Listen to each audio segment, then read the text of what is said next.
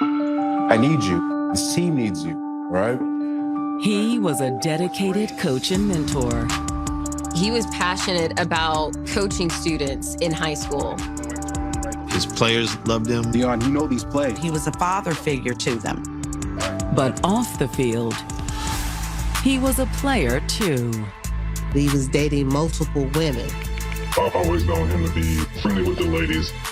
He's just having fun and loving life. Until it came to a shocking end. There's a foul odor coming out of the house. He's been shot multiple times. These kinds of crimes are passion-filled. There was no denying it was rage. He better watch his back. And there is no shortage of suspects. It was such an unveiling of secrets that came out. His lifestyle didn't fit into the mold. Couples wanted to meet other couples. They just wanted to have sexual experiences. Perhaps we're dealing with a jealous husband. I really liked him, Steve. And a couple weeks later, he did.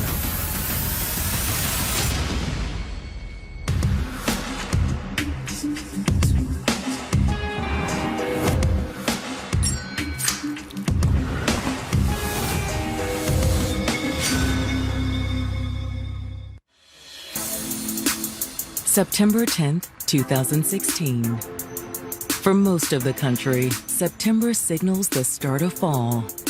But in Houston, Texas, it's the beginning of something bigger. Football season. Everything's bigger in Texas, but high school. Football, especially in Houston, is large. It's a large part of our community. Friday nights, when the lights go up, it brings out a culture that doesn't exist in other places. Friday nights are something that people live for down here.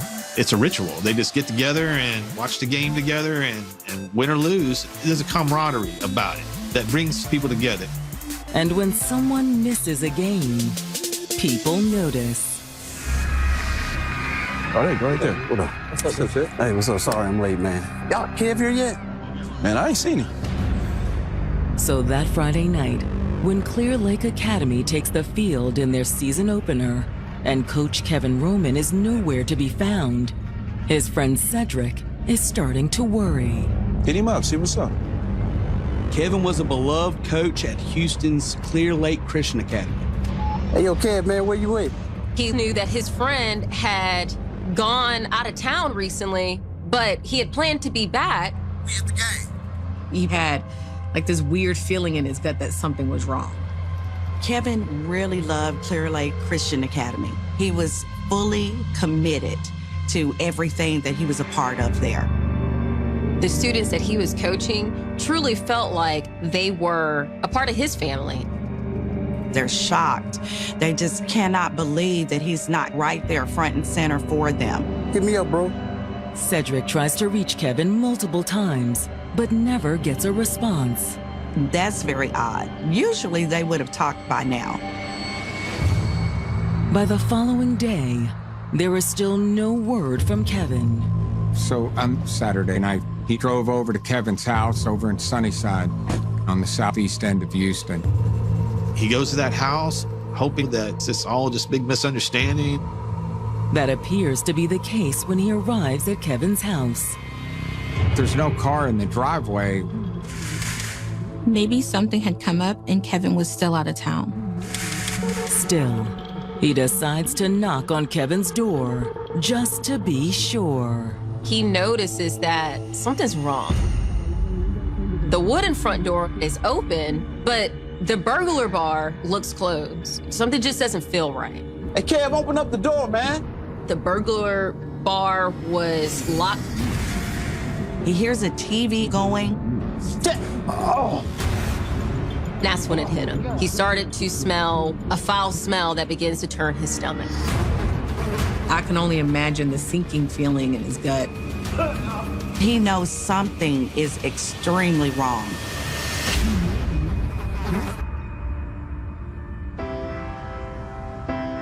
Kevin Roman was one of the most popular football coaches in the Houston area. His players loved him. His colleagues thought highly of him. He's loved by his family. He's loved by his friends. He is a likable guy. He took a lot of pride in his work. He took a lot of pride in his position in these boys' lives. A Grambling State alum from Louisiana, Kevin had moved to Houston for a coaching job at Clear Lake Christian Academy. We're gonna win. Right. Kevin Roman is a guy with a strong foundation, a strong Christian foundation. Yeah. Kevin was the son of a preacher. Godly principles was something he had been taught since he was just a baby and growing up. And so he, in turn, tried to give that back to those around him. Let's bow our heads. Go into prayer. Students he taught, the football players he coached, his friends. In other words, Clear Lake Christian appeared to be a perfect fit. Kevin was passionate about the Clear Lake community. Clear Lake Christian embraced its youthful new coach, too. In the communities that surround Houston, the coaches and the families all are unified as one big family. Oftentimes you find that the families look up to the coaches. They are bigger than life, almost like heroes. A lot of people are looking at you and depend on you, but it's a lot of stress, a lot of pressure. Your position is very, very public. With football in this community specifically, football coaches can easily become the local celebrities. Hey, Coach. Hey, Miss Anderson. How you doing? Parents loved him. It was clear that they loved him. It's nice to see you. All right, it's nice to see you too. And Kevin was just as popular off the field. Kevin is a single guy. He's very involved on the dating scene. He enjoys dating multiple women, being involved in multiple relationships. He has a lot of charisma. You know, he's a people person. He's a ladies' man. Who's that, man? His girl from the other night. Oh, okay. I actually got her number when she was walking down the street. He's just having fun and enjoying himself and loving life.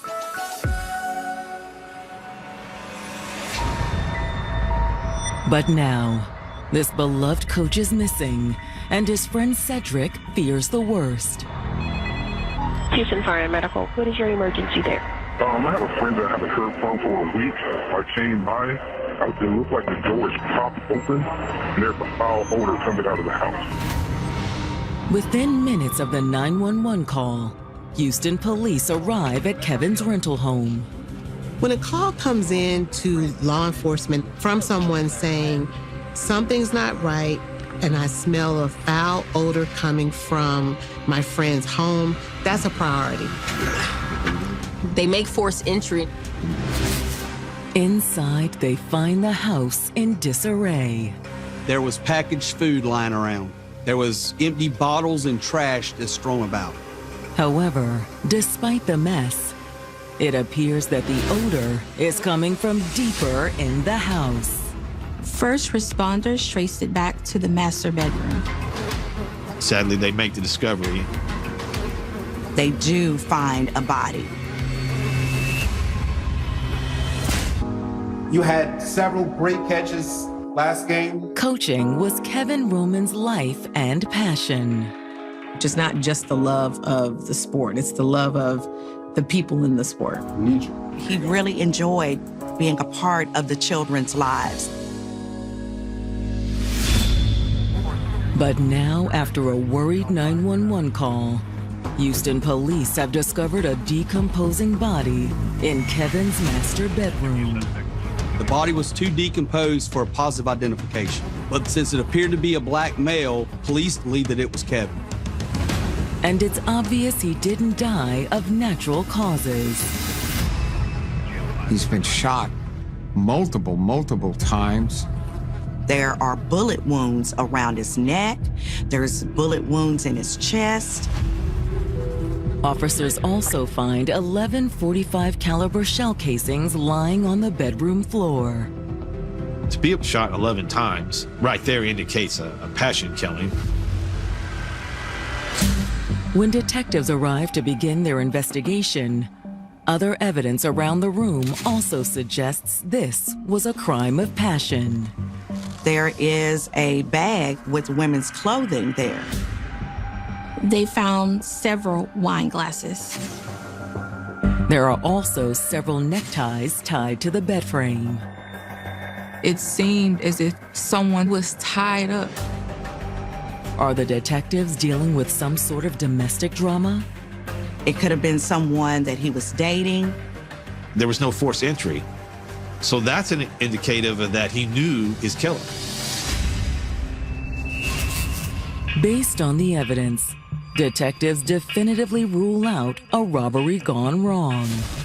They realize that very valuable electronics are still hanging on the wall. His wallet is still in plain view with almost $100 worth of cash. The only things missing are Kevin's phone and his vehicle.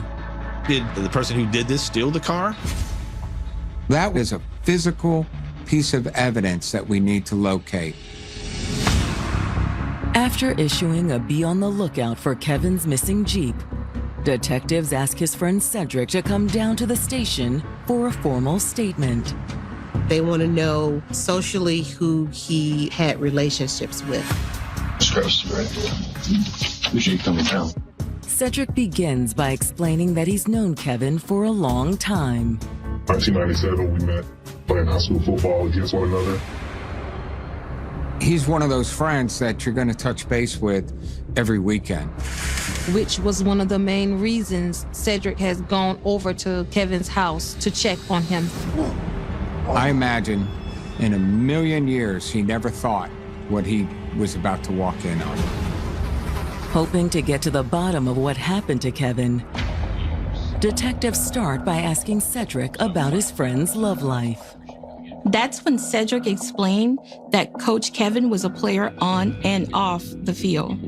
I've always known him to have different relationships or sexual partners. He was dating multiple women. It appears that none of them were really his girlfriend. However, Cedric insists that didn't make Kevin a bad guy. Because I can honestly say that even the girls he was just sleeping with, he still had a level of compassion and concern. In fact, Cedric says that Kevin was always upfront with the women he was dating. Kevin was very transparent to the people that he was with. He told them that he was talking to multiple people. Detectives had to consider whether the women that Kevin were seeing were casual and easygoing about relationship as he was. Some, women get more attached than maybe you want them to be. If Kevin was a player, perhaps we're dealing with a jealous girlfriend. It opens it up to a point where maybe one of these women wanted something more or that he didn't want to give. Or he never complained about any young lady. Additionally, Cedric says that he doesn't know much at all about the various women Kevin had been seeing. Mostly just our conversations where, hey, I was out last night and I met this girl, never really in detail. He says the most recent exploit Kevin shared with him was typical of their exchanges. He was just driving around the neighborhood, driving home. And he saw a young lady walking that just seemed like, I guess she shouldn't be in the neighborhood. And so he stopped and had a conversation with this particular person. And this young lady came by his home, either that night or the next night, but he never mentioned a name. He said Kevin rarely named names. My name's Kevin, by the way. In fact, the only thing he really knows about her isn't exactly helpful for detectives. Kevin mentioned her as having a big booty. That was Kevin, so I didn't think anything out of the ordinary. While Cedric offers detectives considerable insight into Kevin's life, it doesn't bring them much closer to finding his killer. There was multiple people. It could have been. Kind of sees a lot of different women. Yes, sir. Which is fine. It's a lifestyle. But Cedric reveals the bachelor life wasn't the only lifestyle he was living. A year back, he actually invited me to this Facebook group. People were setting up parties and meetings with one another. The sort of meetings and parties that are at secretive hotels and clubs. That it was a swingers party. Detectives looking into the murder of Kevin Roman have just learned that the high school football coach was also involved in Houston's swinging community. There was a Facebook page set up with all the people that were having these different types of parties. So in this Facebook group, the primary purpose of, for the most part, is to set up sexual engagements with them. Sexual engagement parties, people just wanting to have sexual experiences with other people, that kind of thing. So he had multiple people that he was talking with. It could be couples to couples, it could be singles to singles, Yes, sir. singles to couples. Yes, sir. Just no real rule set or anything, just kind of anything goes. Not that I knew of. All Cedric knows for sure is that very few people in Kevin's life knew about his foray into the swinging world. When it comes to sexual alternative lifestyle, quietness and discreetness is very important. Kevin was a beloved coach at a Christian academy, so he had even more reason to be discreet. His lifestyle didn't fit into the mold of what was expected. After talking to Cedric, the detectives delve into the shadowy online world of Houston's swinging community. Investigators try to figure out, whether or not there was a lead there. Finding one would take time. There are lots of different groups, and most users go by pseudonyms. Detectives also follow up on their one solid lead, Kevin's missing Jeep. They contacted the dealership in which Kevin Roman purchased his Jeep from, and the dealership let him know, hey, we're able to track it because there should be a GPS device on it. In most of these cases, GPS trackers are used for repossessions. They want to get their car back too, so they have a vested interest. Just get it to me as soon as you can. In assisting in this investigation. The GPS data shows that Kevin's Jeep was parked at his house until the morning of September 4th. But on the morning of September 5th, it pinged at another location. It's about 10 minutes from Kevin's house. In the days after his death, it's given the same location. Using the GPS information from the tracking device, detectives locate Kevin's Jeep. It's been abandoned in a parking lot several miles from Kevin's house. They found some of his stuff inside, and they found his cell phone. The phone has been smashed and the battery removed. There had to have been some information that was stored or that was inside the phone that the person wanted concealed. Could there be incriminating text messages or photos between Kevin and his killer? Maybe Kevin bumped into somebody at a swingers party that he knew from real life. Clear Lake is a very small, tight-knit community. Most people know each other, or their children have gone to school with one another. And being a part of a swingers community, it raised a lot of red flags. Hoping for answers, detectives send the cell phone off to the lab. Despite the condition of the phone, there's a chance that computer forensics can reconstruct some of the data. But while they're waiting, the detectives get a call from Kevin's landlord. What he tells them introduces a new level of the investigation. Kevin is about 3 months behind on his rent. The landlord wanted the detectives to release the apartment so he could rent it out again and recoup some of the money. He also explains why Kevin was short of cash. Kevin had recently lost his position at Clear Lake Christian after a new coach was hired. Unfortunately, due to the politics of football, once a new head coach came in, he decided that he wanted to pretty much clean house, and he let Kevin Roman go. He's had to take a job that he's not getting paid as much as he was. That put him in a bind financially. Could Kevin's money troubles have something to do with his death? Maybe this is not a jealous lover at all. Maybe this is somebody who's upset about their money that Kevin may have owed them. The theory sounds even more plausible after another friend of Kevin's reaches out to detectives. He told detectives that Kevin owed one of his old girlfriends money. Her name is Nikita Woodson. Nikita Woodson has gone to social media about how upset she is about the amount of money that Kevin owes her.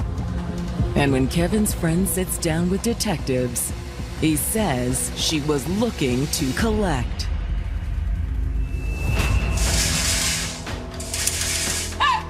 He said he was at Kevin's house one night alone when Nikita showed up. Tell Kevin to come in.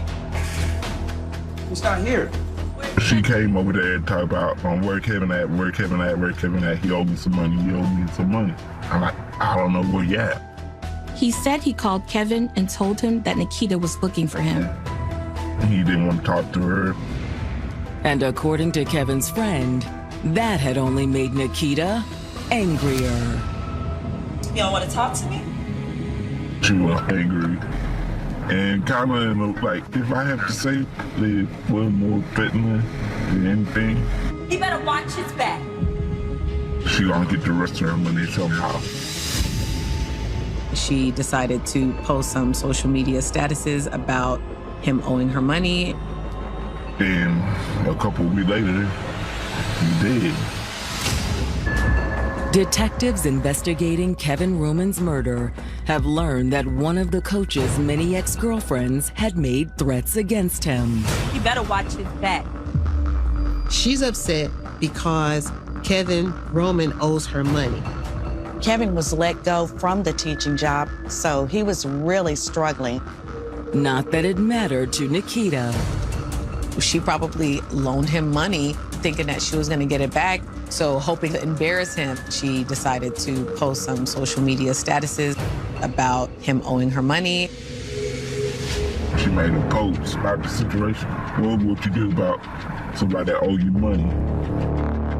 She even called him out on it. Kevin's friend has receipts too.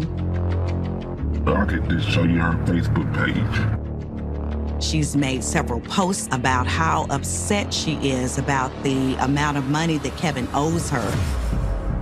What's even more interesting for detectives is that Kevin's friend can only show them screenshots of Nikita's posts. Once news got around that Kevin was dead, Nikita had apparently deleted all her angry posts about him. So now they're wondering, is she just trying to cover her tracks? She was a key person to look at. Okay. Thanks for coming in. Yeah. Show you out. But when detectives attempt to locate Nikita, it turns out they don't have to go far to find her. She was in jail when the murder most likely occurred. Police confirmed that she was in jail on a probation violation. She could not have possibly been the person that did this. In the days and weeks that follow, detectives chase down every lead they possibly can. This included going through Kevin's social media. They wanted to find out who was connected to him or who he was seeing romantically. Just look at Kevin's Facebook page up. I would like you to take a look at it. All right. Then detectives circle back with Kevin's friends. At this point, we're building a lot of profiles to try and get out who people are. Many of these people look familiar. She did look familiar, but I don't remember her name. Unfortunately, because of the private lifestyle that Kevin had, a lot of people use anonymous type profiles. All the leads that investigators had, they had worked as much as they could. But all of those leads bring detectives to a dead end. And 3 years pass as Kevin's case goes cold. Kevin's family likely went through a gut-wrenching couple of years to not have enough evidence to figure out who it was. It's almost like a gap, and you can't fill it. And Kevin's family aren't the only ones suffering. You also have the students that he made an impact on. They were fighting for justice for him the way he fought for them on the field. With each passing year, the hope that Kevin's killer would eventually be caught begins to fade. Something like this will happen in a community, and then people tend to forget about things. But the Houston police haven't given up on finding Kevin's killer. They have protocols in place. You don't just get to shelve that case. They also have what's called cold case units that look at old cases. In July of 2019, the cold case unit reopens the Kevin Roman murder file. So now we've got a fresh pair of eyes that are looking at this case. The first thing of interest to the new detective is the demolished phone found in Kevin's Jeep. They thought with advancements in technology, something could be recovered. But in the meantime, they pulled the phone records. They crushed the phone, so clearly anything linked to the phone should be investigated. Sifting through Kevin's phone records, the cold case detective spots something intriguing. There's a pattern in this one phone number that stopped calling him on the day that he died. All of Kevin's other friends were still reaching out. Does the person behind the mystery number know something the rest of Kevin's friends don't? Why call a dead man? Okay. When the detective runs the number, it comes back to a woman named LaQuinta Johnson and her brother, Derek Brown. They had one line that they shared. Both of their names were on it. The brother and sister also shared an apartment. And you'll never guess where. Derek Brown and his sister, LaQuinta, live directly across the street from where the Jeep was abandoned. Now, if you're a detective, your heart's racing. This is a lead, this is the hunt. Woman's phone records. The new detective on the case believes he has identified two potential suspects in the murder of the beloved football coach. There is somebody constantly calling Kevin and vice versa. And suddenly, from about the time that they believed Kevin was murdered, there's no communication at all. The number that had suddenly stopped calling belongs to LaQuinta Johnson and her brother, Derek Brown. They lived across the street from where the car was found. So now the detective is thinking, did Kevin have a relationship with LaQuinta? Or was Derek possibly the connection? Hoping to learn more, the detective runs background checks on the siblings. When you look up both names, one person has a criminal record, Derek. It was mostly petty stuff, nothing that screamed hardened killer. But there is one seemingly minor incident on Derek's rap sheet that raises a red flag. A routine traffic stop on September 12th, 2016. That's 2 days after they find Kevin's body. There was a weapon in the car. It was a .45 caliber handgun. It's the same type of weapon that killed Kevin. He was thrown in jail for unlawfully carrying of a weapon. He's a convicted felon and can't legally own the gun. However, the gun charges were eventually dropped. His girlfriend claims that that is her gun, and so he is released. But the gun was still sitting in the department's evidence room. Suspecting they've had the murder weapon this entire time, the detective retrieves the gun and sends it to the crime lab. Through ballistics, they had ascertained that gun matched up with the bullets found at the crime scene. Sure enough, it is actually the gun that killed Kevin. But does that mean Derek killed Kevin? Just because he had the gun in his car does not automatically mean he did it. Or could it be LaQuinta? Police have reason to believe that's the case when they receive the result of the crime lab's forensic work on Kevin's phone. The attempt had been made to smash it, but they were able to still get inside the phone. The detective finds the number Derek and LaQuinta shared listed in the contacts. There was no name, just cue big booty, she was walking home. Could LaQuinta be the same woman that Kevin told his friend Cedric about shortly before the murder? This was early August. He was just driving around the neighborhood and he saw a young lady walking. He noted that she had a big booty. The information recovered from Kevin's phone also reveals that he and LaQuinta started talking around August 12th, 2016. They're able to find numerous exchanges between her and Kevin. You got 2 texts, bro. This girl from the other night. I actually got her number when she was walking down the street. The flirty messages suggested a sexual relationship. Then, on September 1st, came a sudden flurry of text messages from LaQuinta to Kevin. She was just furious. She accused him of cheating on her. Kevin tried his best to calm LaQuinta down. He asked her to come over on September the 3rd of 2016. And sometime within the next few hours, he was dead.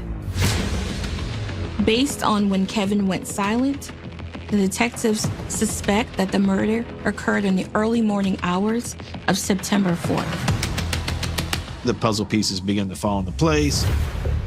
Although when the detective subpoenas LaQuinta's phone records, there's a piece missing. They see that her phone was actually turned off on September the 3rd.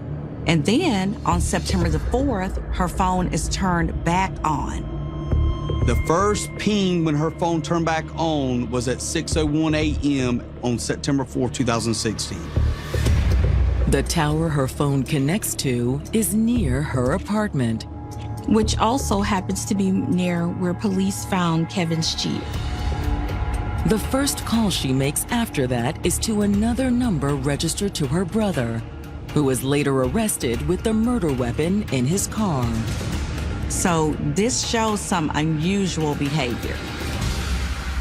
Digging deeper, the detective learns that LaQuinta also received several calls from her brother while he was in jail on the weapons charge. This was after the traffic stop where, although they did not know it at the time, police located the murder weapon. Well, the police pulled the phone records. When you're inside of a police building or in the county jail, all of your activities are seen, all of your phone calls recorded. Hello? And what the tapes reveal is damning. I thought you were gonna get rid of it. The can't trace it back to you. He's telling her, don't worry about it. But they're gonna come after you for it. The cold case detective investigating the murder of beloved high school football coach Kevin Roman has uncovered a series of potentially incriminating jailhouse phone calls between LaQuinta Johnson and her brother, Derek Brown. The calls occurred when Derek was in jail, after officers found a .45 caliber handgun in his possession during a traffic stop. He was caught with the murder weapon. But does that mean he was Kevin's killer? I told you. I told you what to do with it. After listening to Derek's conversation with LaQuinta, the detective isn't so sure. What is she saying? I can't let you do time for me. And other indications implying that perhaps she is the killer and not her brother. I'll tell you after you're done. Get up, put your hands up. Sorry. Why y'all arresting me, sir? Based on the evidence in the tapes, Houston police take LaQuinta into custody and bring her in for questioning. They get what's called the probable cause warrant. She started out trying to minimize her relationship with Kevin. Did you ever go out with a guy named Kevin Roman? Kevin? Yeah, that name just sounds familiar, though. Okay. If I show you a picture, maybe it'll help refresh your memory. This guy? Yes. We dated, not nothing serious. Fed up with LaQuinta's stonewalling, the detective cuts to the chase. All I know is you're involved with Kevin up until September 4th, and then you never called him. And you're at his place, and then you leave that morning. And his car ends up parked at the complex across the street from where you were living at the time. And your brother shows up with the gun that killed him. There's got to be an explanation for that, LaQuinta. begins to look like, her brother is going to go down for this. That's all it takes for LaQuinta to crack. Just leave my brother out of this because he did not have nothing to do with it. He never gave me no gun. None of that. Then what happened? I'm telling you what happened, sir. He didn't have nothing to do with it. She didn't want to feel guilty about her brother going down for something that she did. You did. I did it. I did it, sir. She begins to confess, to tell him this is what really happened. LaQuinta admits to meeting up with Kevin the night of September 4th, 2016. They went out, they went back to his house, and they had sex. But then, after Kevin had fallen asleep, she decided to do a little snooping. I went through the phone. Okay. I got jealous. I liked him. He was sweet and gentle. She apparently had feelings for Kevin Roman that he was not returning. She wanted to be in a relationship with a man who didn't want to be in a monogamous relationship with her. It's not fair play. She was experiencing a lot of intense emotions. Things like rage, anger, extreme sadness, frustration.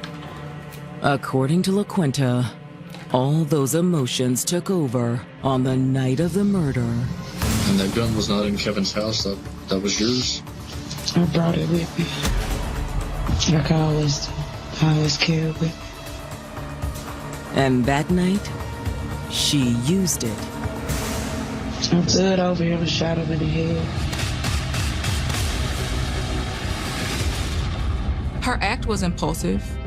The shooting of him was very impulsive, and it is congruent with someone who doesn't have emotional regulation.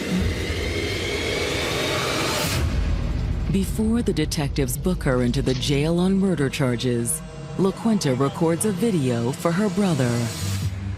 Whatever you have to do, you tell them. You testify against me. You didn't know nothing about it. You didn't have anything to do with it. I did everything myself.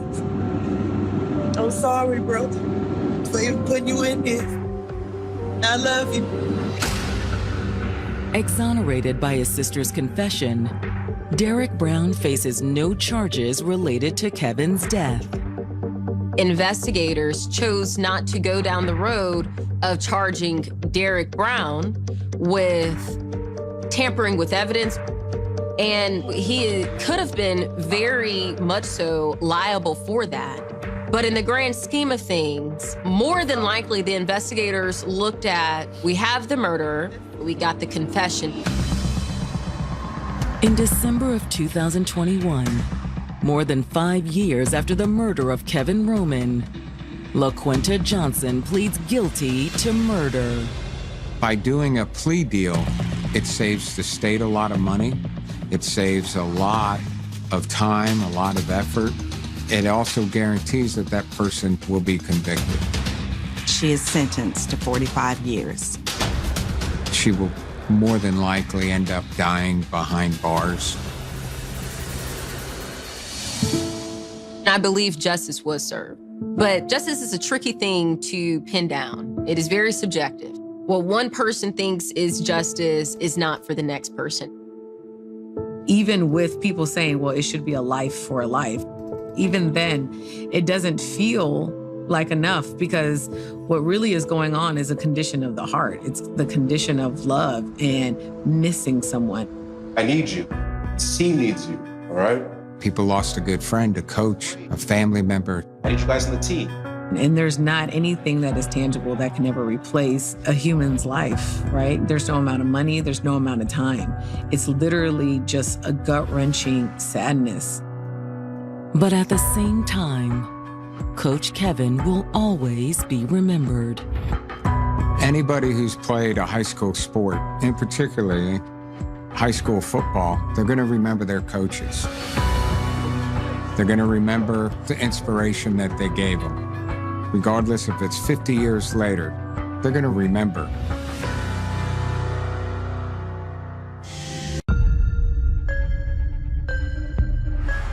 kids, they'll never know who my father is. That's the part that hurts the most. She was awakened by her husband screaming out her name, and he was on fire.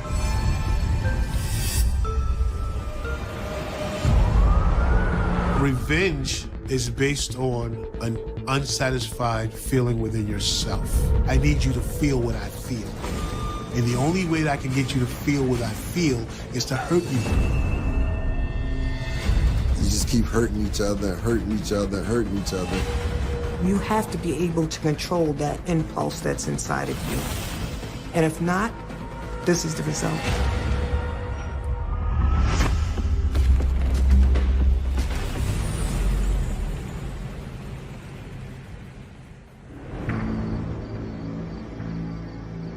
On December 14, 2006, in Newark, Connecticut, 911 operators received a frantic call that there was a fire. When the paramedics and police got there, they found something a little strange, something completely different from what they expected.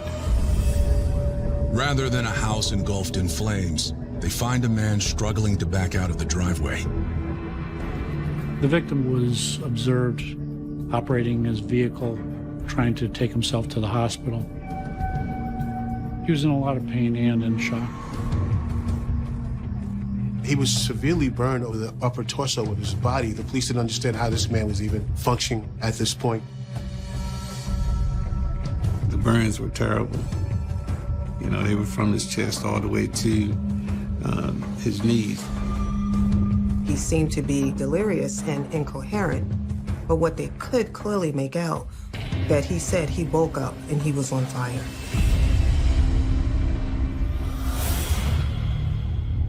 The first priority is going to be to take care of the victim and make sure the victim gets medical attention and gets to the hospital.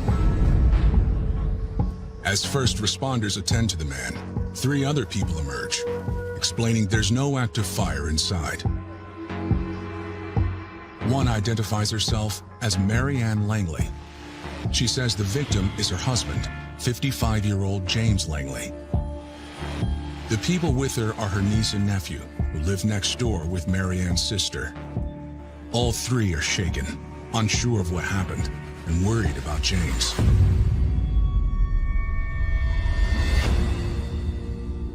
James Langley was born and raised in Farmville, North Carolina. He was a typical Southern young man. He grew up riding his bike, fishing. He was one of 8 siblings. My brother James, he was a nice guy. He was competitive. Anything he was doing, he wanted to be competitive. He and I used to do everything against each other, if you want to look at it that way, and laugh about it afterwards. James and his brothers learned at an early age that the way to get what you want in life is to work hard. As a child, we would get up, 5:30 in the morning, work 12 hours a day. We knew how to run any kind of machinery or tractors and animals or whatever the case may be. We could do it, We were used to working and working hard. In the late 1960s, James's older brother, Willie, moved to Connecticut, seeking new opportunities. My father and them, they seen how my uncle was doing, and when he was coming back with the cars and the nice clothes, and he said he wanted to leave and come live with my Uncle Willie so he can make a better life for himself. James came from North Carolina, probably in our junior high school years. James was a country boy at heart, very likable character, full of life. We did car racing together, illegal drag strip racing, and then that plus our time in school and young ladies that we were involved in at the time, we became pretty close friends. At 18, James got married to his high school sweetheart and went to work for the Connecticut Department of Transportation. My father married my mother, Barbara Coleman, when she was 18. My father worked at the Department of Transportation. He started off cutting grass and getting roads ready when they were cracked up, putting the seal in the cracks. Then he moved up to be the foreman. James had two sons. That would be James Corey Jr. and Terrence. And they were basically less than a year apart. Unfortunately, James's dedication to work didn't leave room for much else. He would work from sunup probably to sundown, and then, his wife would be angry. He'd come home and just flop down on the living room floor to watch TV, and that would be the end of his day. And she'd be yelling around the house, you're out there, you're doing too much. And he eventually got divorced after about maybe 7 or 8 years, and he moved on. James was determined to be a great father, and he made sure his boy stayed very close to him. Though James had been divorced once, he never gave up on love. One day, at his son's Little League game, he met Marianne Stokes. Marianne was from the South originally. She was a kind-hearted lady. She was a churchgoer and family-oriented. Marianne had a relationship. She got married, and through that marriage, she had a son named Daryl. Unfortunately, the marriage didn't work out for her. So meeting someone like James was pretty something she was ready for.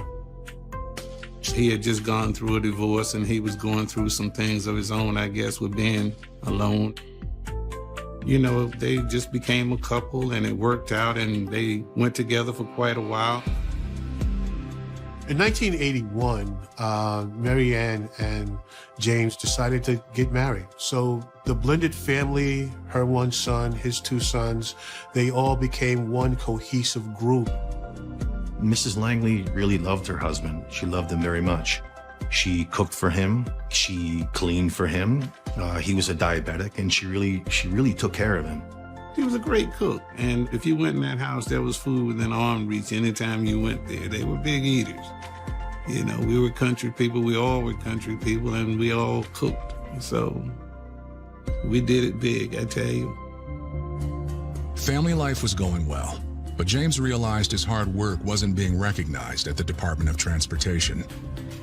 After a number of years of being passed over for promotions, James decided to start his own landscaping and paving business in 1988.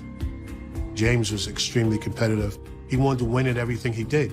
So when it came time for him to open up his own business, he went full force. The same way he put in that work for other people, he decided to put the work in for himself.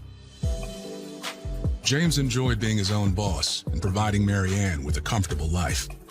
But most importantly, he wanted to set a good example for his sons. He would have his children work with him. He would take them out on jobs with him, show them how it's done, so later on that they could, be enterprising young men themselves.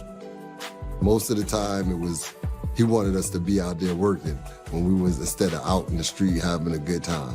He tried to plant a seed that you got to work for. In order to get what you want in life, you're going to have to get up and you're going to go to work and go get it. Because the business was flourishing so well, James was able to invest in real estate properties. He had rental properties, commercial properties. He wanted to get bigger, and he had other dreams of selling out later on to stockpile finances so that he would be comfortable. It resulted in a quite comfortable lifestyle. By the time they had reached their late 40s, they had amassed an estate worth well over $1 million. On December 4th, 2006, James celebrated his 55th birthday and finally started thinking about retirement. He was rambling on about leaving and going to move, sell everything, or take the equipment, and I should just move back to North Carolina. So I said, well, if that's what you want to do, then let's do that. Let's just pick up and go.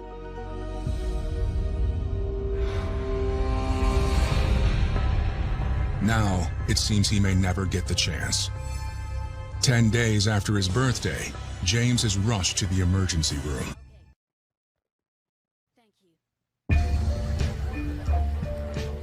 While doctors struggle to stabilize James Langley at a Norwalk, Connecticut hospital, detectives speak with his wife, Marianne, to find out what happened.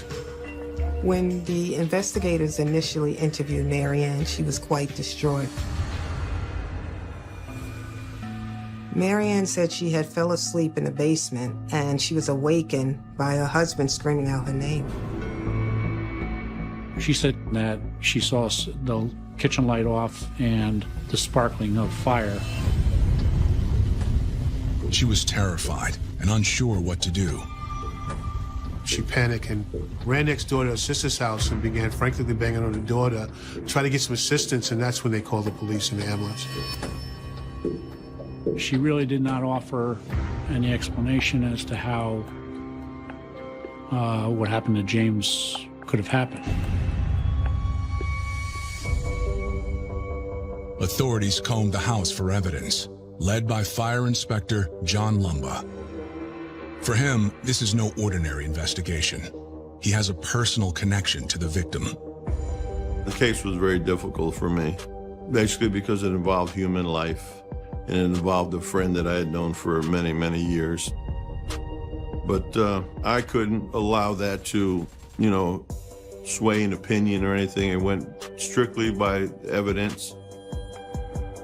It was apparent that the fire was contained to one area of the house. Investigators, upon looking into the master bedroom, they see that there's burn patterns on the carpet. There were droplets of burn patterns, but it wasn't a consistent burn. It wasn't a big pattern burn. It was just droplets that had ignited at some point and it went out. And you could say they were droplets because they were very small. They looked like teardrops on the flooring. One of the odd things was there was no fire on the bed at all. Nothing on the bed was singed or burned. The fact that the bed itself wasn't half burnt would indicate that James was not asleep in bed when the fire occurred. The fire investigator found that odd because James had mentioned earlier that he woke up on fire, and they thought that how could he do that if there were no burn marks there? The next thing you look for is the ignition source. What caused the heat buildup to create a fire? So you're looking for wiring, you're looking for a candle or something like that. James was not a smoker. There was no cigarettes, there was no lighter. Where the fire was, there was no ignition sources. So was this an accident or something more sinister? Investigators find more clues in the kitchen. There's matches, a pack of matches with a single burnt match on the edge of the counter. I couldn't absolutely say that that was used to ignite because sometimes when you have a gas stove, which they did at the time, sometimes when you have a bad pilot light or a bad burner, people use a match to ignite that burner to continue their cooking. Also found in the garbage can in the kitchen was a solid, heavy plastic cup. It was lying right on top of the garbage in the garbage can, which would indicate that it was relatively freshly put there. Also, it had a strong odor of residue gasoline in it, which is what you're smelling throughout the house. So it would kind of be indicative that that was used to transport the gasoline. They find a similar piece of evidence left just outside the back door. On the top of the garbage can, there was a white styrofoam coffee cup that had the bottom had been disintegrated. And that's what happens when you pour something with acetone, gasoline, or acid in styrofoam. When I saw the melted cup, I kind of recognized what was going on. Gasoline will go through a styrofoam cup probably in about 30 seconds. If someone filled the cup with gas outside, it wouldn't have lasted long. By the time you got back to the house, you'd have basically a burnt through cup, which would explain why it was discarded.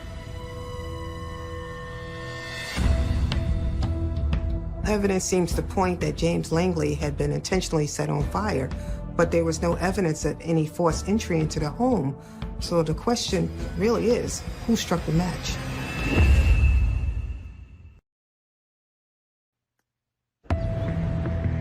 The morning after a fire gravely injures James Langley, investigators still have more questions than answers.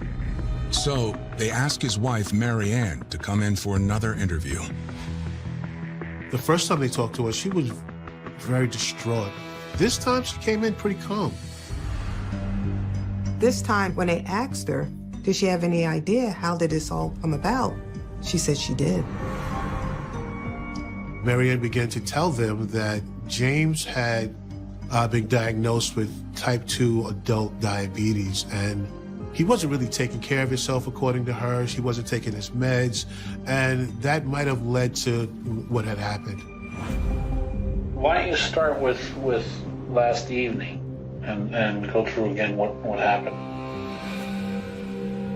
In my interview with Mary Ann Langley, she related that at around 8:30, he started slumping and also had urinated on himself, which she knew or believed to be diabetic in nature. I said, your sugar must be up real high. I said, Langley, I'm gonna take it. So I did. And I said, Langley, your sugar's 594. And then I said to him, listen, you gotta go to the hospital. After some convincing, they decided to go. Once they arrived at the hospital, the emergency room was a little crowded, and James decided he wasn't going to get out the car. He didn't want to be involved in all the people that were there. So James insisted that Mary Ann drive him home. He was still not doing well and had a hard time taking off his clothes. She was very upset with him, and they argued a little more about James not taking care of himself.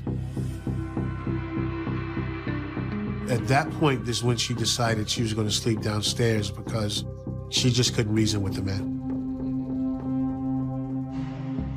Mary Ann says she fell asleep in the basement bedroom. Shortly before 5 a.m., she woke up to the sound of her husband shouting. I hear him screaming for me. I was screaming. I said, what? I went running.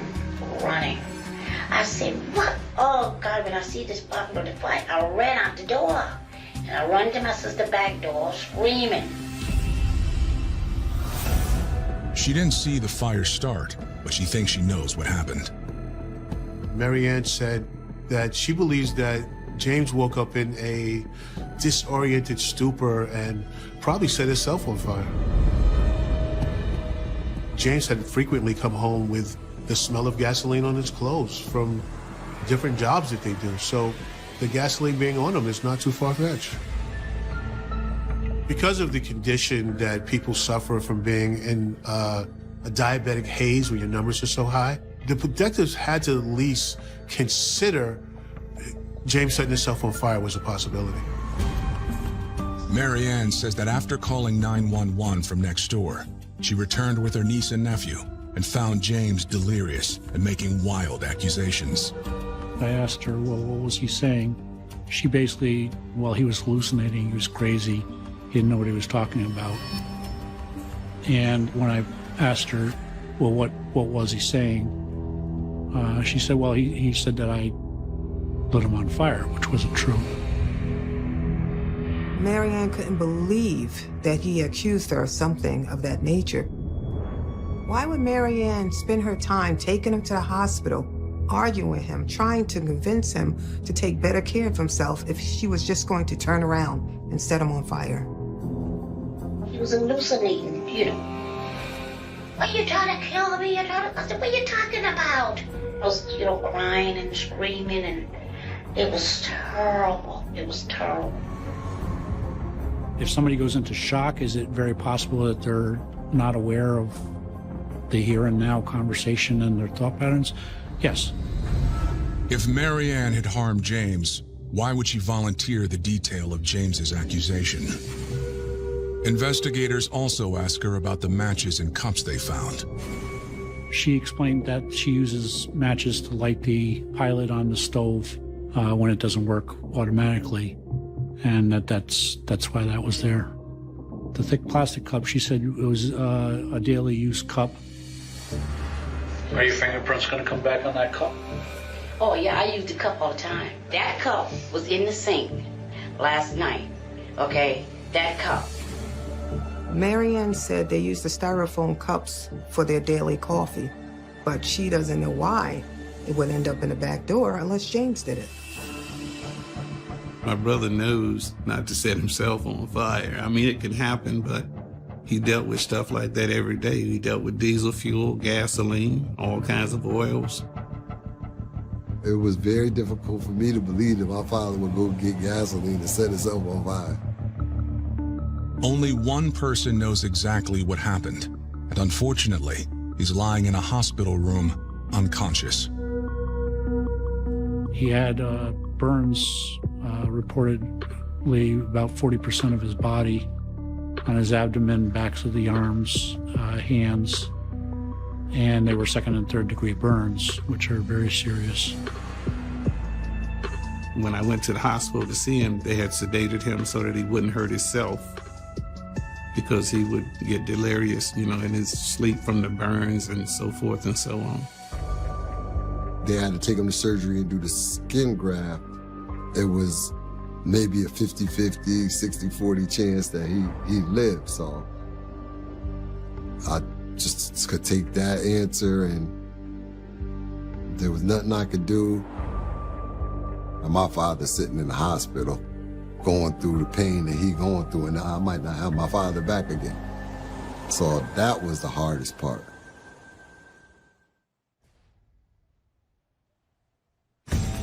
In the days following James Langley's hospitalization, Norwalk police interviewed the rest of his family, starting with his niece and nephew who lived next door.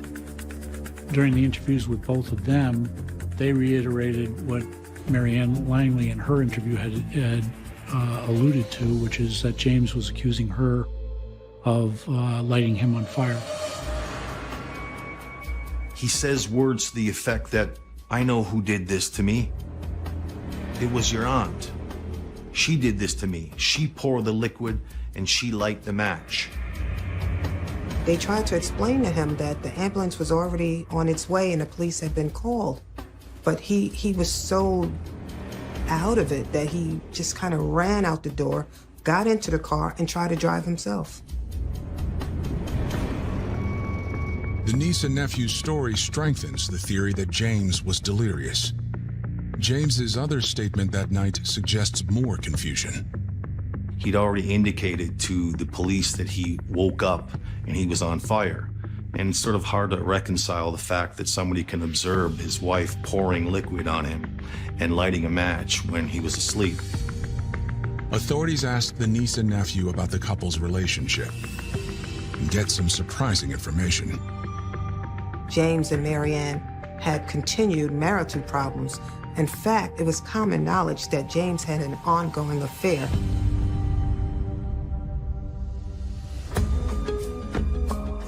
The affair began in 2004 when James was hired to build a wall on the property of a woman named Sylvia.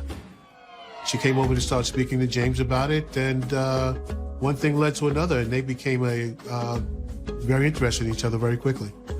She put some light back into his life that he had lost in his marriage, and the relationship quickly escalated into something romantic. Understandably, Marianne was very upset when she learned of the affair. I know that Marianne somehow got wind of this particular relationship, and she went in the driveway with the van, and the wall was there that he had built, and she kind of rammed the wall with the van. Things just got worse after that. It turns out the relationship with Sylvia was just one of many affairs James had over the years, and the infidelity set off a vicious cycle in their relationship. He wasn't happy at home, and so, he ran around. He ran around and she would catch him. And every time she would catch him, they go through a thing for a minute, and then they go to stay together. I did hear her rumblings, but she was upset when I come around. I'm gonna leave your father. Okay, fine. If you're gonna leave him, okay, fine. Well, there's nothing I can do about it. About a year before the fire, Marianne got fed up. She had had enough. She decided to file for divorce from James. But within a few months of Marianne trying to file for divorce, She dropped the divorce proceedings, and when Marianne came back and said no, she wants to work it out with her husband. On December 20th, 6 days after James went into the hospital, investigators interviewed James's mistress, Sylvia, to get her side of the story. She said that James had been unhappy in his marriage for a while, and when they met, she happened to give him a safe space to come when his married life was more turmoil. Sylvia details what she thinks started that turmoil. She explained to the investigators that money was really the source of their marital problems. Marianne was a kept woman, and kept women are scary because when they're put in a situation where they might lose their lifestyle, they get desperate. They just weren't happy with each other, but he was holding out, she wanted more, and it was like, money is not a big deal if you're not happy. But there's more to Sylvia's story about Marianne. She's a heavy gambler, too. Because of Marianne's gambling, James decided to cut her off from the joint bank account. That led to money mysteriously ended up missing from around the house, from the office. This became a serious problem for James. It was a repetitive cycle. One goes and does something, and the other one feels like they're going to do something to hurt the other one. That was, I think, the final straw that made him make his decision that now was the time. I'm through with it, with the relationship. According to her, James and her felt a sense of relief when Marianne finally filed for divorce. They thought it was over, that he would be finally done with her. But then she withdrew the case, and things went back to exactly the way they were before. The reason that Marianne stayed in the marriage is because she knew she would be better off financially staying with James than leaving him. Sylvia explains that James had gotten Marianne to sign a prenuptial agreement. If a divorce went down, she, because of the prenuptial, wouldn't have access to the business. Sylvia also offers another crucial piece of information, something James said less than 48 hours before he was burned. Let me ask you this, coming into Christmas, was there any indication or pressure or anything said to him that you...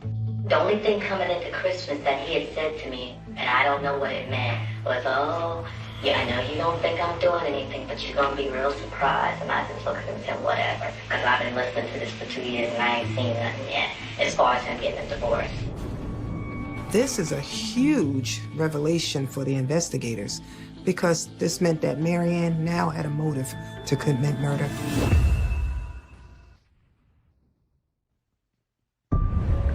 After James Langley was set on fire, the results of an analysis of the burns on his body provide an important piece of the puzzle.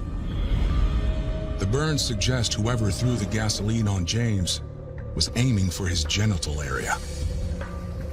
The pattern that was on James was more or less, he was protecting himself by putting his hands and arms down to protect his genitalia. That's why the burn pattern is on the back of his hands and his arms. It was indicative that he was standing and that gasoline was thrown at him. So the question that needs to be asked is, did Marianne intentionally set James on fire as payback for his affair? Investigators think she did, and they believe the styrofoam cup left outside was part of a first attempt to do so. When the gas ate through the styrofoam, she switched to plastic to finish the deed. On December 22, 2006, 8 days after James's attack, Norwalk police once again questioned Marianne Langley. There's a lot of things that when we discussed things on Saturday, there's a lot of things that turned out that you told me that I, to be honest with you, have reason to question the validity of it, okay? And I asked you how the marriage was going and were there any problems or anything else, and you answered me, no. I said, is he seeing any other women? I don't think there's any other... I said I didn't know. Well, you did know, because you went over her house. I hadn't been over to her house in years. Marianne agrees to take a polygraph test to prove her innocence, but the results are inconclusive. The police officers have no choice but to let her go home. Investigators' best hope for finding out what really happened is to speak with the victim, James Langley. But 12 days after the incident, that hope is dashed. I got a phone call. I need to get to the hospital. I heard Ann crying in the background. So I got in the car and I flew to Bridgeport Hospital. We just stood in the room over top of them for a long time, just staring. James passed away on December 26th at night. He went into cardiac arrest, and they fought feverishly to save him. And, I waited out in the hallway, and they was unable to save him. That was the tough point. They just told me that, he fought as long as he could. That happened the day after Christmas. Christmas will never be the same for me. I try to make it the same, but it just won't never be the same. The ruling of the autopsy was that it was a homicide based on the burn patterns and the severity of the burns, the location of the burns. That's when the investigation really went into full force. I didn't want to think it was Ann. I think being around her for 25 years or so, it didn't dawn on me that she could have did such a thing as they were saying that could have happened, There was only two people in the house, her and my father. So at the end of the day, that's the only two people that knew exactly what happened that night. I really believe is that she just wanted to hurt him because he'd been hurting her. Corey has no proof, but in the days following his father's death, he does tell investigators about some suspicious things Mary Ann has done with the family business. She tells me there is no money, but that's a lie because I just gave her a check for $3,000. But she's not paying you. She hasn't paid. She's paid me once since my father's been gone. Mary Ann wasn't explaining at all where any of the money was going. We had a rock wall job going and a landscape job going. And next thing you know, we got a phone call saying to bring the bulldozer back. So I was like, what's going on? I'm asking questions. This is Mary Ann says, you got to bring all of the machines back to the yard. And she sold the dump truck.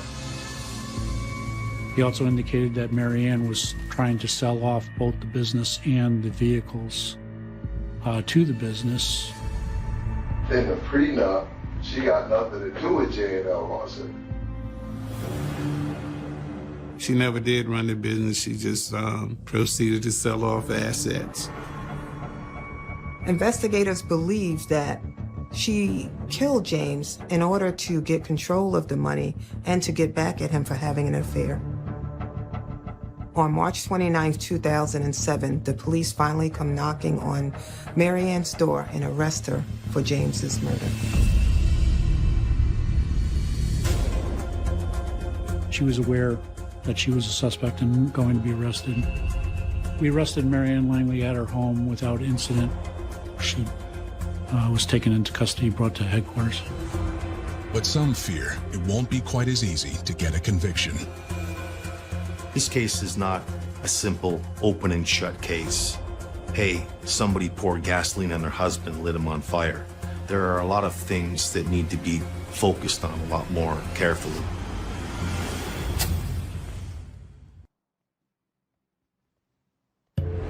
On October 6, 2008, nearly 2 years after the death of James Langley, his wife, Mary Ann Langley, goes on trial for his murder. Prosecutors framed the case where Mary Ann was this vindictive woman who was seeking revenge on her husband for cutting her out of the finances and also leaving her for another woman. This all began, they say, because James told her that morning that he was leaving to retire to North Carolina, but not with her, but with another woman. They argue that because Mary Ann would not have gotten any of the money based on a prenup. James leaving Marianne would have left her destitute, and that enraged her.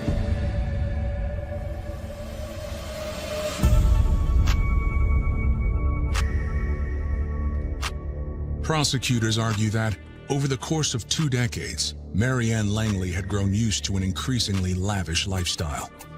When James threatened to take that away and give it to another woman, she decided to take her revenge.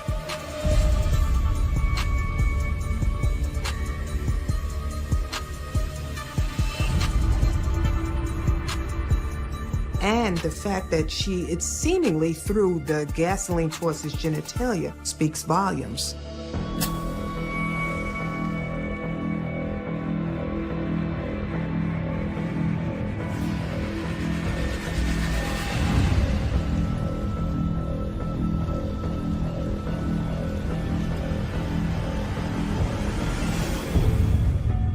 The defense presents a different theory, based on Marianne's initial statement. There wasn't any magic science behind this. It was gasoline that clearly was the accelerant in this case. The question has always been, how did it ignite? Who set him on fire? One of the main aspects of the defense was James Langley probably did this to himself. It was an accidental burning. And there was evidence to suggest that. James Langley's condition lent itself to the possibility that he actually poured gasoline in the cup so that he could drink it. And while that sounds a little far-fetched, we had an expert witness, an endocrinologist, testify that his condition, which was such that one of the symptoms that he would have exhibited was a massive thirst. When she was asked on the stand whether or not somebody in Mr. James Langley's condition would drink gasoline, she said they would. The jury finds Marianne Langley not guilty of murder, but they do find her guilty on a lesser charge of first-degree manslaughter. Once you take gasoline and you throw it on somebody and you light a match, there's only one intention at that point in time for me, because you could try to kill somebody.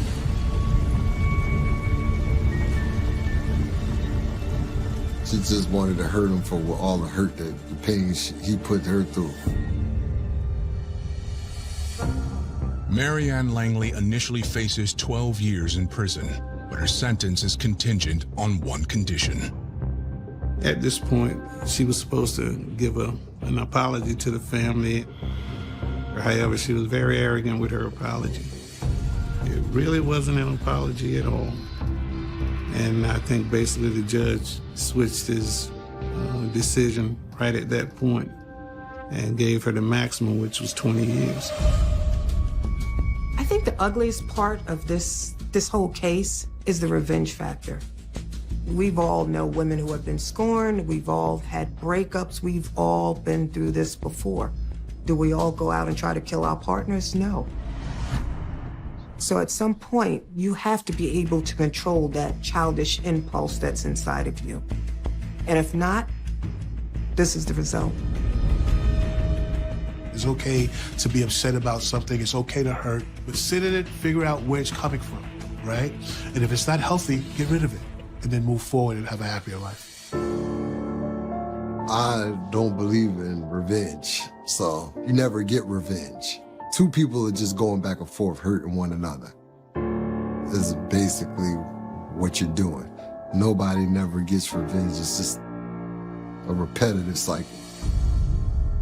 You can't prosper off other people's pain. My kids don't get to know who my father is.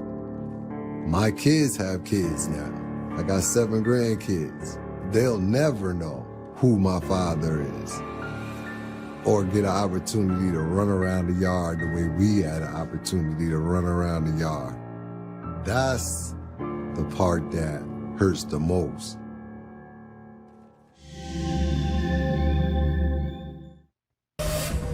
He was a good dad. He didn't deserve what happened to him. He'd been shot 8 times. One of his shoes had actually come off of him when he fell on the stairs. There was blood everywhere, and he was actually still alive. They hunted him down like an animal, and they really wanted him dead. They were heartless. It's like they didn't even care. He wanted to retaliate back on my brother when he saw him again, and that's what happened. The young man wanted to get some payback.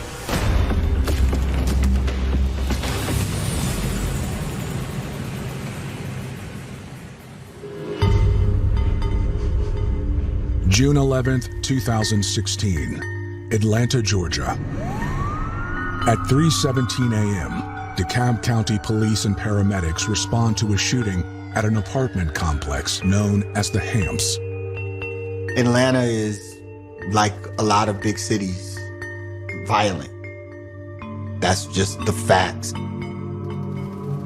In this particular community, that was even more intense because it's a lower income community, and violence, gangs, drug dealing were a part of daily life.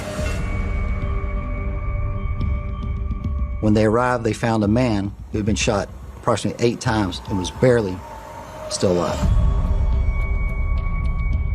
There was blood everywhere. Authorities need to protect the crime scene. You're going to have witnesses or just bystanders coming out of the woodwork to stand around. So the police had to secure the area and keep people from coming in and disturbing evidence. As first responders rushed the victim to the hospital, police tried to identify him. Luckily, some of the bystanders recognized the victim from the neighborhood. The victim was identified as Timothy Hobbs.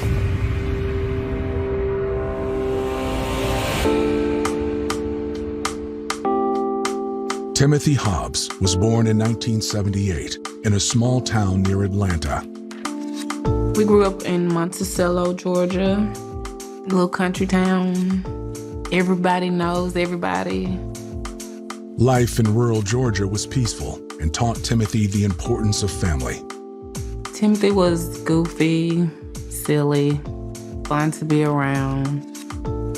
Everything that a little sister can want in a big brother.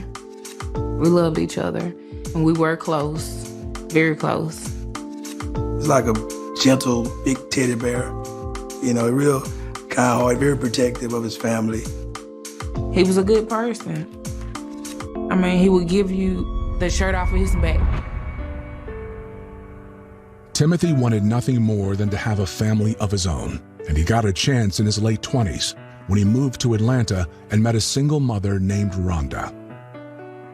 When Timothy met Rhonda, he fell deeply in love. Rhonda had a daughter from a previous relationship, and it wasn't a problem for Timothy because he treated her like it was his own. For someone who couldn't wait to be a dad, it was the perfect situation. He was able to step in and be there for that little girl. Then in 2008, Timothy and Rhonda added a child of their own. Timothy was an amazing father. He loved his little girl. He absolutely adored her. Everything that he did was for his little girl. Everything. In every way. I mean, if she calls and say, "Daddy, I need this," or "Daddy, can you come?" He was there. Every time. No hesitation. That was his baby. Every time I talked to him, he was always talking about his daughter. He did anything he could to be there for her, and whatever, it was birthdays or whatever, he was always making sure she had the best party and everybody showed up. That was what he was known for. That was how he was received by everyone that knew him as a proud father. But as dedicated as they were to their children, Timothy and Rhonda's relationship had its ups and downs. For several years, they decided to live under separate roofs. Rhonda and the girls stayed in an apartment in the Hamps, while Timothy lived with family members. He took care of my grandmother and my grandfather. He was staying with them, and he was making sure they was all right. Whatever he could do or whatever they needed, he was there to help take care of them. Doctor's appointment, cutting grass, cooking, everything he could do, he done it. Not only was he a father, but he also took care of his grandparents. So he really operated intergenerationally, trying to take care of people in his life that he loved. When Timothy wasn't spending time with his daughters, he worked countless hours to provide for them. He worked hard for a living. He worked both in manufacturing as well as in setting up concerts.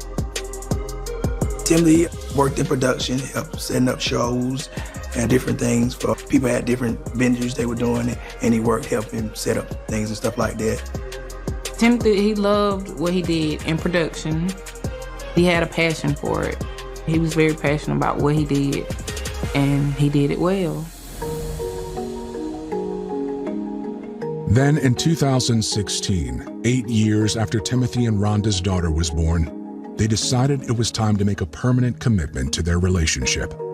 Mr. Hobbs was engaged to the mother of his child, and he was in love and took care of them, nurtured them, had a loving relationship with them, and they intended on getting married.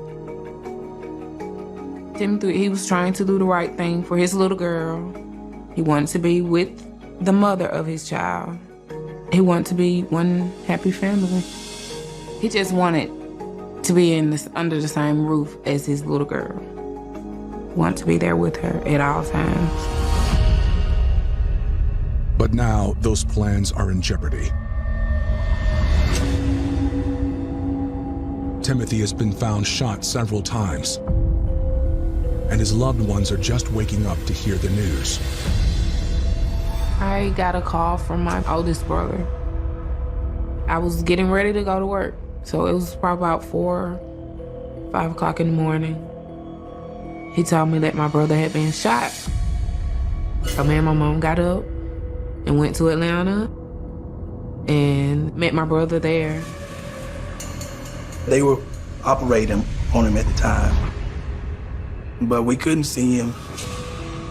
My thoughts were always, maybe he just got shot in the arm or something. Didn't know how serious it was. We just waited. A few other family members came in, just praying and believing that everything would be okay. As the family prays for Timothy's recovery, police begin searching the crime scene for clues. It was a gruesome scene. There were bullet casings everywhere. There was blood down the stairwell. There was a shoe that seemed as if it belonged to Timothy Hobbs. The shell casings recovered were .40 caliber shell casings. It's not that distinctive. It's fairly common. Given the location of the body and the shell casings, investigators believe the shooter fired at Timothy from the bottom of the stairs while he was walking up. This was a man that was shot in the back 8 times. Someone wanted him dead. Someone intended to kill him.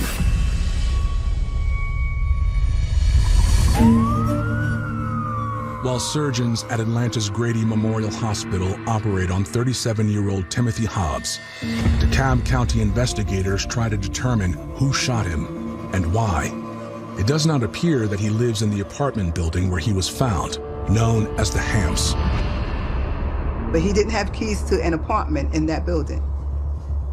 Though the neighbors recognize him, none seem willing to cooperate with police. In a lot of communities and in a lot of apartment complexes, people are reluctant to talk because they live there and they don't want any retribution. And in this case, it was very much the same. A lot of people didn't want to get into it. So you know how it is. I saw something, but I'm gonna close my eyes because it's not my business or whatnot. Most apartment buildings have security cameras. So the first thing they want to do is look at the tapes. The building's management can't retrieve the footage over the weekend, so detectives will have to wait to review the recordings. They head to the hospital to check on Timothy and his family, where terrible news awaits. I knew something was going on when they came in and they took their hats off. Normally when you see stuff on TV, they're about to deliver some news that you don't want to hear. While Mr. Hobbs was at the hospital, he actually redlined once, and the doctors were able to bring him back. But there was too much damage, too much blood loss, and he finally passed away. I just screamed. 'Cause that was my big brother. Someone had taken away from me. That's all I could do. I couldn't do nothing but scream. My brother was gone. And for what reason, I don't know. I just knew he was gone. And wasn't coming back. I was hurt. Like, that was my little brother, you know, I'm big brother, so, you know, I always tried to protect my brother. But I couldn't protect him that night. You know, that always bothered me. Despite their grief, Timothy's loved ones want to help in the investigation. They tell police he stays in the apartment building across the street with his fiancée, Rhonda. And they say he recently got into a fight in the neighborhood. My brother, we had a conversation about 2 weeks before he passed, and he mentioned to me that he got into an altercation with someone, and he told me he got the best of him. You know, I don't know what brought on the altercation or whatnot personally, but I'm assuming that because my brother said he got the best of him, that the young man wanted to get some payback. The family explains that Rhonda thinks the other man is responsible for Timothy's death, and she knows his first name, Derek. I've never heard the name Derek until after this happened. So only information I got is that he was the one that shot my brother. I didn't know him. I mean, my brother never talked about him. But when investigators go to the apartment to talk to Rhonda, she isn't there. That strikes police as a little strange. She's not at home and she's not at the hospital. She could be laying low with the kids, but to an investigator, it's a red flag. On Monday, June 13th, investigators meet with the apartment manager, who provides the surveillance footage from the night Timothy was shot. They quickly find what they're looking for. There was a video of an individual who approached Mr. Hobbs prior to Mr. Hobbs being shot to death. On the surveillance video, I saw my brother going across the parking lot, walking to another apartment, and shortly after you see another guy walking. On the video, you can see the guy is holding something in his hand as he goes inside the stairwell. It looked as if you could actually see the gun in his hand. He hid behind the back of an apartment by a stairwell until my brother came out of the apartment.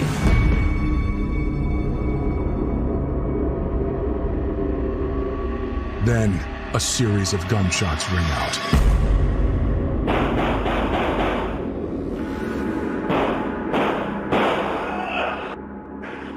Timothy calls out for help. And he yells a name. The shooter doesn't appear on camera again, but after the last shots are fired, a third man runs across the parking lot and into the stairwell. Hey! What up, man? Here, God! You can tell from the emotion in this guy's voice that he knows Timothy. Here! Oh, man! What happened, man? He's in shock and he doesn't know what to do. Get him down. Get him down. You can stop. It's not clear who the third man is, but based on the video evidence, the building manager is able to identify exactly who the shooter is. The individual who is seen walking in the area where Mr. Hobbs was shot had a very distinct walk, described by some as kind of hunched over, kind of pigeon-toed. That person is identified as Derek Thurman. It's the same name they got from Timothy's family.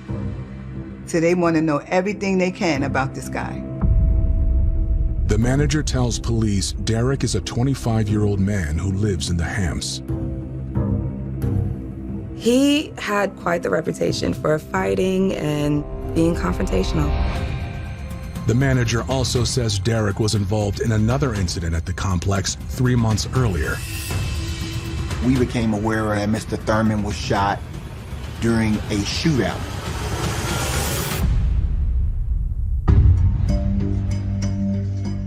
Two days after Timothy Hobbs was shot to death at an apartment building in East Atlanta, investigators have a suspect, 25-year-old Derek Thurman. And according to the property manager, it isn't the first time Derek has been involved in a shooting. On March 13, 2016, Mr. Thurman was involved in an altercation. Shots were fired. Derek was outside in the complex when a shootout broke out. He was hit multiple times in his leg and in his stomach.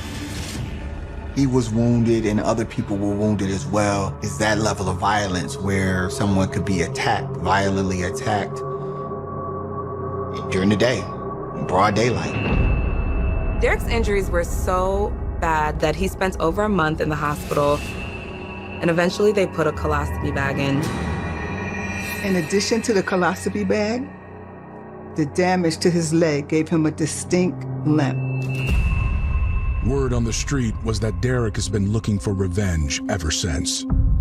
At this point, Derek has a colostomy bag, and not only is he bitter, he is angry at this person who shot him. He was big mad. Somebody had to pay.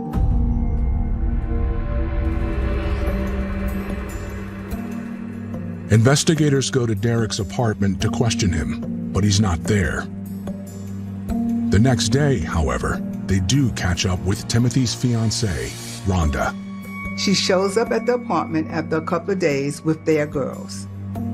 Right away, it's clear that she didn't have anything to do with Timothy's death.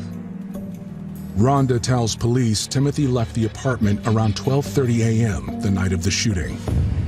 Timothy had a couple of friends in the complex that he hung out with, and that's what he told Rhonda he was doing when he went out. She isn't sure which friend it was, but says it might have been a man named Chenard, who actually lives in a nearby building in the Hams.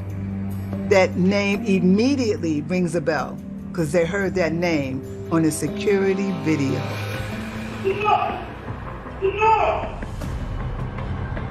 Chenard's apartment is near the stairs where Timothy was shot. Rhonda says there's talk in the building that Timothy was visiting Chenard when the shooting happened.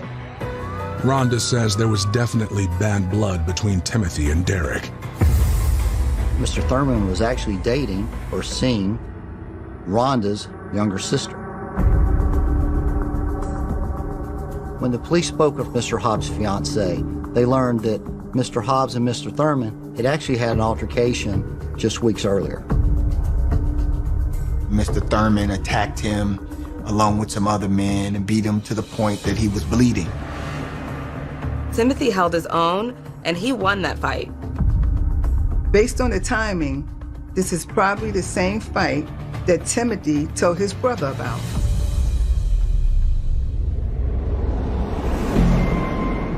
Rhonda can't remember why they were fighting, but according to her, Timothy couldn't have been the person who shot Derek. Mr. Hobbs didn't own a gun, wasn't involved in any violent acts, wasn't involved in any kind of gang or drug activity, was a working man and a father. The only reason he was at those apartments was because his daughter was there. But even though the apartments were bad, many times I was with my brother, he never had a weapon or anything that he felt he needed to protect himself with. It wasn't the person to go around starting anything. The family and everyone associated with the family, they don't believe at all that he had anything to do with Mr. Thurman being shot. In fact, when Mr. Thurman was shot, Mr. Hobbs wasn't even out at the Hamps during that time. When investigators show Rhonda the security footage, she's able to give them another key piece of information: the name of the third man captured on video. This is the guy that runs in after the last shot is fired to try to help Timothy. According to Rhonda, this is one of his good friends, Big John. So that's a great lead, because if anyone saw where Derek ran off to, it's probably him.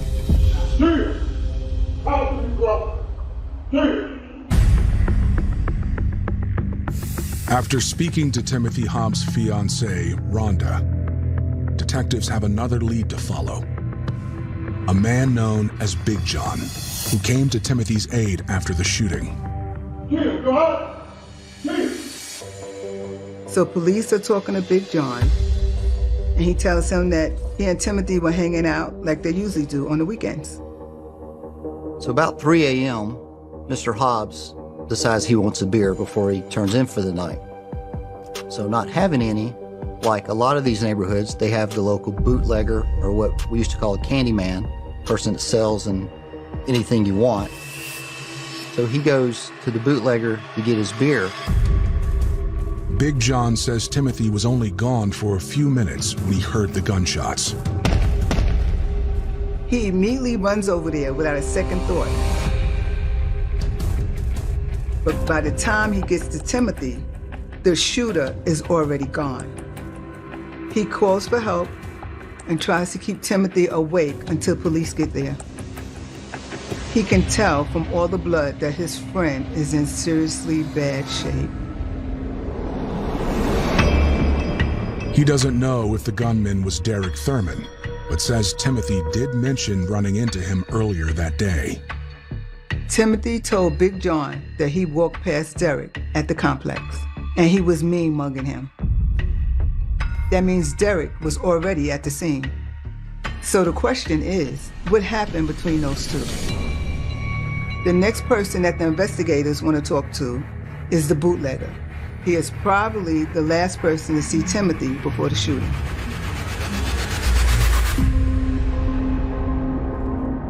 When police get the name of the bootlegger, another piece of the puzzle falls into place. It's Chenard, the last guy Timothy called out to on the surveillance recording. So why is he just calling for help? Does he think Chenard set him up?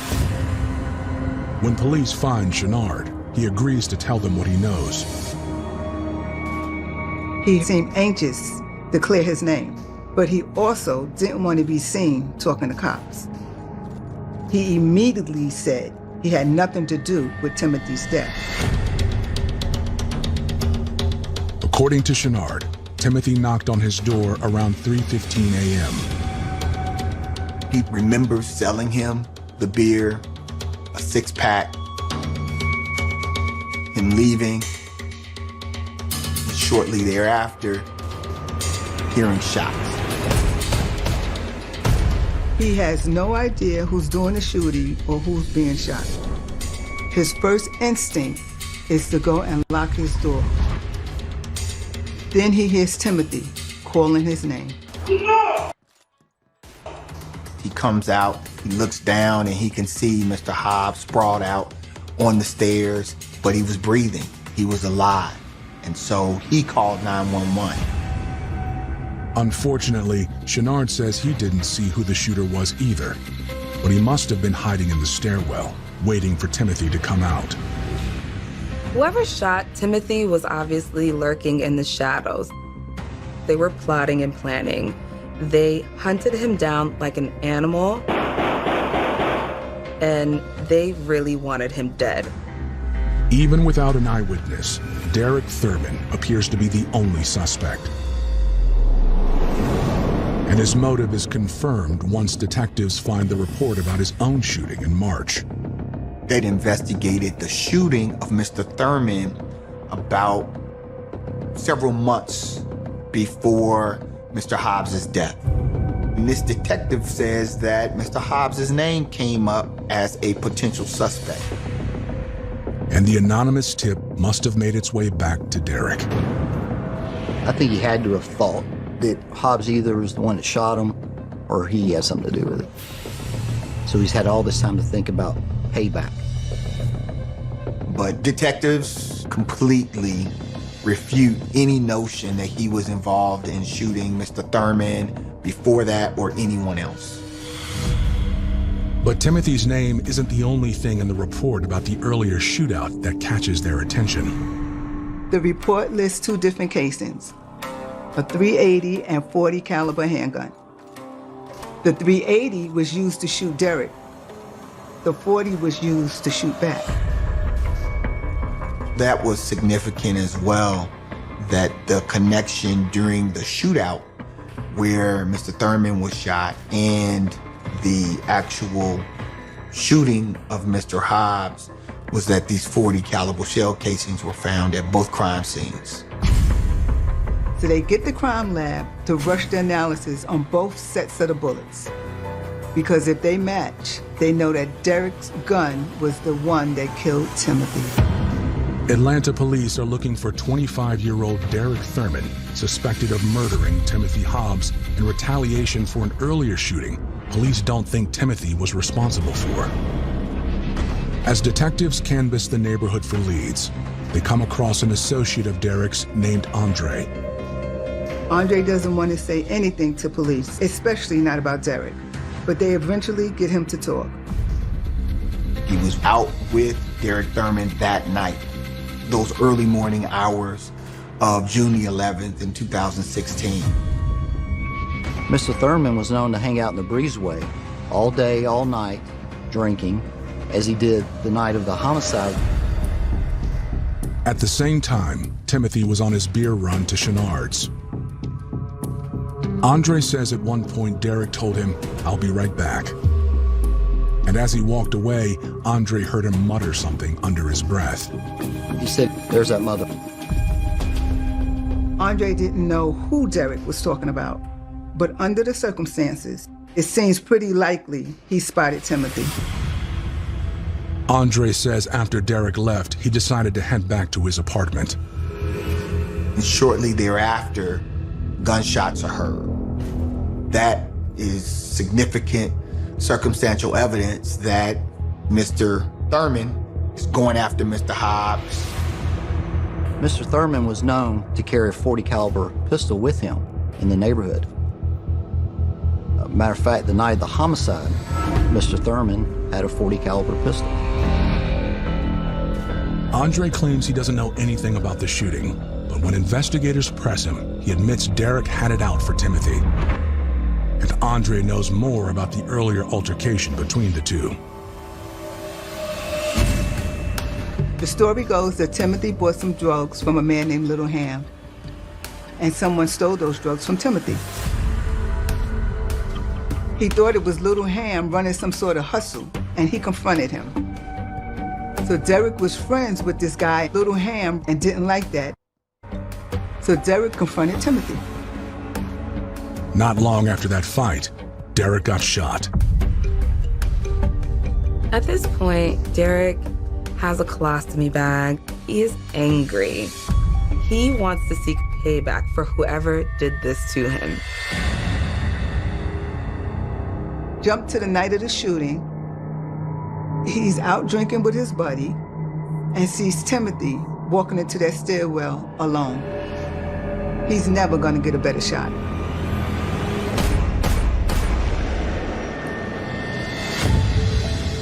When investigators get the results of the ballistics tests on the casings from the shootout where Derek was injured and those from Timothy's murder, their theory is confirmed. Those shell casings, crime lab has put those together, and those shell casings match, meaning they came from the same weapon. It looked like a clear-cut revenge killing. But the tragic thing is, he probably got the wrong guy. It was never any proof that Timothy was the one who shot Derek. Mr. Hobbs' family is really clear that he was not involved in any violence. He didn't have any history of violence. The night that he was shot, he didn't have a gun on him. Investigators now have enough evidence to arrest Derek Thurman. There's only one problem. They still can't find him. He was doing his very best to elude capture. So detectives, fugitive squads are looking for Mr. Thurman. They're looking for months. So it was encouraging to know that they still looking for the guy, but no one knew where he was. The more time that goes by, the more chances they have to hide, the further away they can get from you, the more of the time they have to cover their tracks. It was just me waiting on the date for somebody to call and said they got somebody. I mean, months just passing by, not knowing where he was or if he was coming after us. I mean, it was scary because we didn't know what his next move was gonna be. We didn't know. It was just scary. It was a living hell for the family because they didn't know what he was going to do. They did not want anyone coming to try to take them out because of their relationship to Mr. Hobbs. And so it was just a time of fear. Then on November 16th, 5 months after Timothy's murder, Derek finally turns up. The police eventually catch up with Derek, who is in North Dakota. He had gotten there by a Greyhound bus, which takes approximately 24 hours from Atlanta to North Dakota. He apparently went to a hospital in Bismarck, and while he was there, he dropped his ID card. When it was found, police ran his name and discovered he was wanted for murder. They were able to find the address where he was staying and arrested him without incident. Derek informed the police that he was not on the run. He was there to seek medical attention for his colostomy bag. I don't know about you, but I don't know of anyone who would ride on a Greyhound bus to seek medical attention. On December 2nd, Derek Thurman is extradited back to DeKalb County to face trial. You would think the case would be open and shut, but most of what they had was circumstantial. They can put him at the scene, but they can't prove that he pulled the trigger. Derek Thurman's trial gets underway. He's charged with the murder of 37-year-old Timothy Hobbs. So many shootings happen in this area on a daily basis that there was barely any media coverage. It was a few people that he knew that was there, maybe like 2 or 3. It wasn't packed at all. It was us, the jurors, and a few people on his side, and me and my mother and my cousin. The first day when he came in the courtroom, he looked and turned his head. I mean, because we were right there when he came in. And he knew that we were Timothy's family. And he never looked at us again. Prosecutors build their case against Derek using eyewitness accounts of his previous fight with Timothy, along with ballistics analysis and security footage from the apartments. There's video of Mr. Thurman walking through the breezeway following Mr. Hobbs. The prosecutor blew up the video and you could actually see the gun in his hand too. There were a number of people who testified, including Mr. Hobbs' fiance and her daughter, about recognizing Mr. Thurman as the person in the video. From him walking in the courtroom and the walk that was on the surveillance, it was the same walk, same little limp that he had.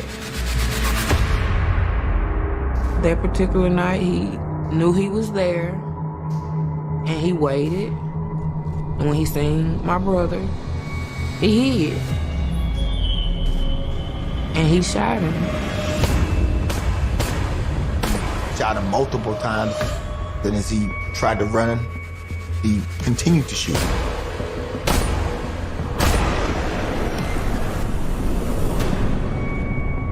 Dying in the way that he did is, is heartbreaking. But Derek's attorneys insist he's not the man on the video, and he had nothing to do with Timothy's death. The defense maintains that just because Derek has locks and he has the same build doesn't mean he is the person from the surveillance video. There are lots of people in the complex that could fit that description as well. Derek claimed he was in a lot of pain and he was physically incapable of shooting Timothy Hobbs. Part of his defense claim was he couldn't have done the shooting because he was incapacitated. He couldn't move around. Well, that's not the case with colostomy bag. People work and move around daily with them. It's not incapacitated.